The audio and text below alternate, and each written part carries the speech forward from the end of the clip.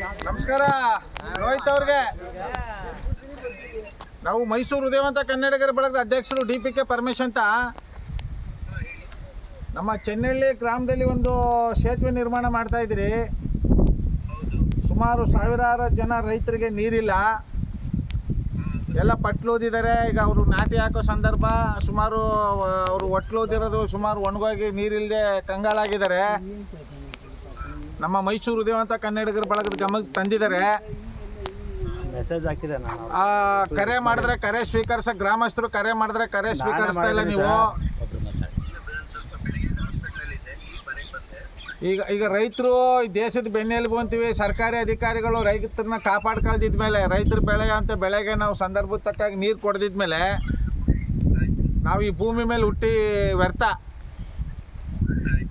ಅಲ್ವಾ? ರೈತರು ಈಗ ಸಾವಿರಾರು ಎಕರೆ ಜಮೀನಲ್ಲಿ ಇವತ್ತು ಅನಾಥವಾಗಿ ವ್ಯವಸಾಯ ಮಾಡದೆ ಕಂಗಾಲಾಗಿದ್ದಾರೆ ರೈತರು. ಅಂದರೆ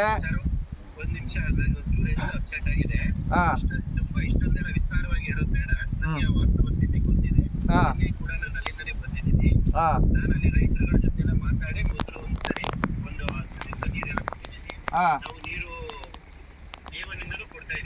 ಹಾಂ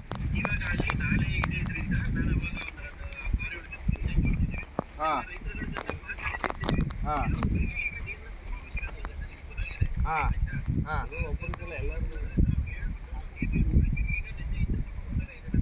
ಈಗ ಒಟ್ಟು ಎಷ್ಟು ಎಕರೆಗೆ ನೀರು ಹೋಗ್ತಾ ಇತ್ತು ಅದು? ಹಾಂ ಹೇಳಿ ಹಾಂ ಹಾಂ ನಾಳೆ ಎತ್ಕೊಡ್ತೀರಾ?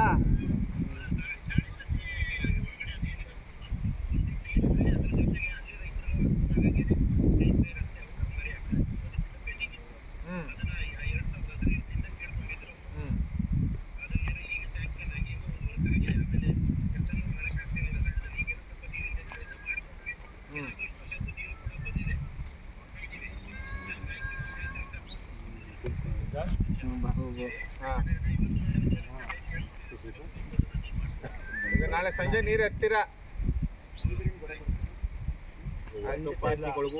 ಇಲ್ಲ, ನಾಳೆ ಸಂಜೆ ನೀರು ಎತ್ತಿಲ್ಲ ಅಂದ್ರೆ ಅದ್ರ ಕತೆ ಬೇರೆ ಇರ್ತದೆ.